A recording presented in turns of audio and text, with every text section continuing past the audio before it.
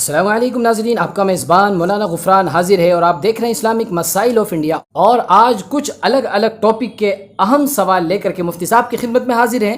تو چلیے کیا کیا سوال ہیں مفتی صاحب سے رکھتے ہیں۔ جی مفتی صاحب، آج کی کلپ کا سب سے پہلا سوال ہمارے شہر کے ایڈوکیٹ ظہیر خان صاحب جو افضل گڑھ ضلع بجنور سے تعلق رکھتے ہیں، سوال کرتے ہیں کہ اگر نماز میں سجدہ سہو پیش آ جائے اور دھوکے سے ایک سلام کے بجائے دونوں طرف سلام پھیر دیں اور پھر اس کو یاد آئے کہ مجھے سجدہ سہو کرنا تھا اور فوراً سجدہ سہو کر لے، تو کیا نماز ہو جائے گی؟ بسم اللہ الرحمن الرحیم۔ دیکھیے، یہ سوال بہت پیش آتا ہے اور ہمارے ایڈوکیٹ صاحب نے یہ اچھا سوال کیا ہے، اللہ انہیں جزائے خیر عطا فرمائے، آمین۔ اس میں دیکھنا یہ ہے کہ اگر آپ نے نماز پوری کرنے کے بعد میں کوئی گفتگو نہیں کی ہے، دنیاوی کلام نہیں کیا ہے، صرف سلام پھیرا اور فوراً آپ کو بات یاد آ گئی ہے، یا آپ خاموش بیٹھے رہیں اور آپ قبلے کی طرف سے آپ کا سینہ نہیں پھرا ہے، سلام پھیر لیا اور سلام پھیرنے کے بعد بس خاموش بیٹھے رہیں، تو وہیں فوراً سجدہ سہو کر لیجئے، تو نماز ادا ہو جائے گی۔ اور اگر بیچ میں کوئی گفتگو کر لی، کوئی جملہ بول دیا ہے یا ادھر ادھر گھوم گئے ہیں، تو پھر نماز نہیں ہوئی ہے، نماز کو دہرانا پڑے گا۔ ہاں، اور غالباً جو ایڈوکیٹ صاحب نے معلوم کیا وہ یہی ہے کہ سلام پھیرنے کے فوراً بعد یاد آ گیا اور سجدہ سہو کر لیا، ہاں جی، تو یعنی ان کی نماز ہو جائے گی۔ جی ہو جائے گی۔ چلیے جزاک اللہ۔ اسی طرح بھائی محمد منصف ہے، پتہ نہیں کہاں سے تعلق رکھتے ہیں، انہوں نے اپنا شہر کا نام نہیں لکھا ہے، وہ سوال کرتے ہیں کہ اگر کوئی حائضہ عورت یعنی ناپاک عورت ہے تو کیا اس کے پاس بیٹھ کر قرآن پڑھ سکتے ہیں؟ اسی طرح کیا ناپاک عورت قرآن سن سکتی ہے؟ جی ہاں، اس کے پاس میں بیٹھ کر کے قرآن پڑھ سکتے ہیں اور کوئی حرج نہیں ہے اس میں، جی، اور وہ قرآن سن بھی سکتی ہے۔ بعض علماء نے اس کو مکروہ لکھا ہے، کہا ہے کہ وہ ناپاکی کا ایام میں ہوتی ہے تو گندگی وغیرہ لگی ہوئی ہوتی ہے، تو بہتر یہ ہے کہ تھوڑا الگ ہو کر کے پڑھیں، لیکن یہ کوئی ایسی بات نہیں ہے۔ اگر وہ عورت حائضہ، آج کل بہت انتظامات ہوتے ہیں جن میں صفائی رکھی جاتی ہے، تو اس لیے اس کے بعد بیٹھ کر کے پڑھ سکتے ہیں اور وہ سن بھی سکتی ہے۔ جزاک اللہ مفتی صاحب۔ آج کی کلپ کا تیسرا سوال ہے، بھائی پرویز علی ہیں، یہ بھی پتہ نہیں کہ شہر سے تعلق رکھتے ہیں، اپنا شہر کا نام نہیں لکھا ہے، وہ معلوم کرتے ہیں کہ جنازے کی نماز پڑھتے وقت بہت زیادہ یہ مسئلہ پیش آتا ہے، اور عام طور سے جب بھی جنازے کی نماز ہوتی ہے تو چونکہ مسجد سے باہر ہوتی ہے مفتی صاحب، تو عام طور سے لوگ چپل پہنے رہتے ہیں، جوتے پہنے رہتے ہیں، تو کیا چپل اتار کر ان کو آگے رکھ لے اور پاؤں زمین پر رکھے، یا چپل اتار کر ان کے اوپر کھڑا ہو جائے، تو کیا شکل صحیح ہے؟ رہنمائی فرمائیں۔ دیکھیے، ہمارے یہاں تو اسی طرح کی جگہیں ہوتی ہیں جو کچی ہوتی ہیں، یا کسی بھی میدان میں نماز جنازہ پڑھ لی جاتی ہے، اور ہمارے یہاں طریقہ یہی ہے، آپ نے دیکھا ہوگا کہ جوتے نکال کر کے تھوڑا آگے رکھ لی جاتے ہیں اور ننگے پاؤں کھڑے ہوتے ہیں، یہ طریقہ درست ہے۔ لیکن اس میں یہ طریقہ بھی درست ہے کہ دیکھیے، بہت سی جگہ پر ایسا ہوتا ہے کہ سردی کا موسم ہے یا برسات کا موسم ہے اور آپ جوتے پہن کر گئے ہیں۔ میں نے مولانا نوٹ کیا ہے، کئی اس طرح کے لوگ جو جوتے وغیرہ پہننے والے ہوتے ہیں، وہ اس لیے جنازے کی نماز نہیں پڑھتے اس چکر میں کہ جوتے اتار کے نیچے پاؤں رکھنے پڑیں گے، تو یہ بھی غلط فہمی ہے۔ اس میں بھی آپ ذہن میں رکھیں کہ جوتے اتار کر اور جوتوں کے اوپر کے حصے پر آپ کھڑے ہو سکتے ہیں، کیونکہ جوتوں کو اتارنے کا حکم اس لیے ہے کیونکہ جب آپ نے اس کو پہن لیا تو وہ آپ کے جسم کے حکم میں ہو گیا، لیکن جب آپ نے اسے جسم سے اتار دیا اور آپ اس کے اوپر کھڑے ہیں، تو چاہے اس کے نیچے کا حصہ ناپاک ہو، اوپر کا حصہ پاک ہونا چاہیے۔ جب اس کے اوپر کا حصہ پاک ہوتا ہے تو آپ اس پہ کھڑے ہو کر کے نماز جنازہ ادا کر سکتے ہیں۔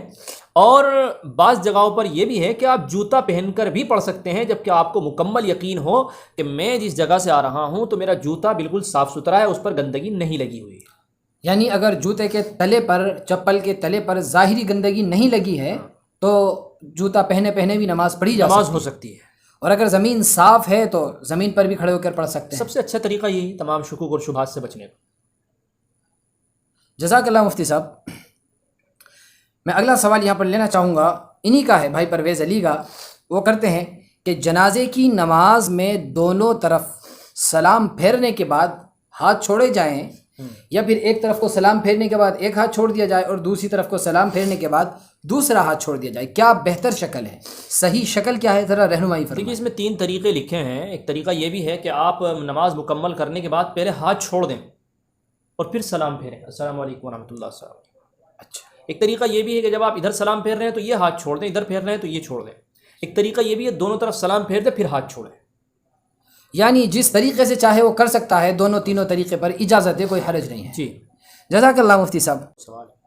اسی طرح مفتی صاحب ایک اور سوال بھی بڑا اہم ہے، بہت زیادہ پیش آتا ہے، اکثر جنازوں میں دیکھنے میں آتا ہے کہ جنازہ تیار ہے، لوگ تیار ہیں اور ادھر دھوم میں کھڑے ہوئے ہیں، اور کچھ لوگ مسجد میں نفلوں میں لگے ہوئے ہیں، تو ابھی انتظار ہو رہا ہوتا ہے ان نماز میں، ان نفل پڑھنے والوں کا، کہ بھئی وہ ذرا اور آ رہے ہیں، بھی نفل پڑھ رہے ہیں، اور وہ بیچارے دھوپ میں لوگ کھڑے ہوئے ہیں، تو کیا ایسی شکل میں نماز شروع کر دی جائے یا ان کا انتظار کیا جائے؟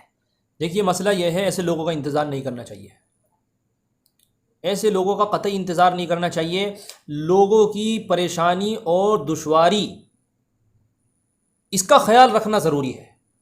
میں سمجھتا ہوں کہ یہ فرض کے درجے کی چیز ہے۔ نفل ایسی چیز ہے کہ آپ اسے بعد میں بھی پڑھ سکتے ہیں، اور جس نماز کے لیے آپ کا انتظار کیا جا رہا ہے وہاں جو لوگوں کو تکلیف ہو رہی ہے، جو دھوپ میں کھڑے ہیں، بہت سے لوگ ایسے بھی ہوتے ہیں کہ ان کو ریح کی بیماری ہو جاتی ہے، جی، اور بوڑھے ہوتے ہیں، اور کئی جگہ میں نے ایسے دیکھا ہے کہ میدان میں کھڑے ہیں وہ لوگ نفلیں پڑھ رہے ہیں، اور اس کو اچھا سمجھا جاتا ہے کہ مطلب نفل پڑھ کے سب سے آخر میں آ رہے ہیں تو یہ سب سے بڑے نمازی ہیں۔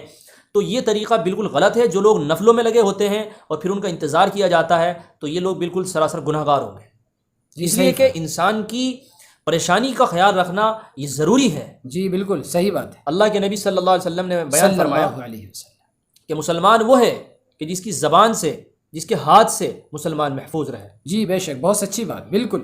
تو یہاں ہاتھ سے مراد یہی ہے کہ اس کے ہر عمل سے مسلمان کو جو ہے محفوظ رہنا ہے، تکلیف نہیں پہنچنی ہے۔ اب یہاں کتنی دیر ایسا ہوتا ہے کہ لوگ بیمار ہیں، کئی کو چکر آ کر کے کھا کر کے گر جاتے ہیں، اور وہ صاحب نفلے کی نفلیں پڑھ رہے ہیں۔ نفلوں کو آپ بعد میں پڑھ سکتے ہیں، نفل آپ کا اور اللہ کے درمیان کا معاملہ ہے، لیکن جب معاملہ بندوں کے درمیان کا آ جائے تو پہلے بندوں کے حقوق ادا کرنے چاہیے۔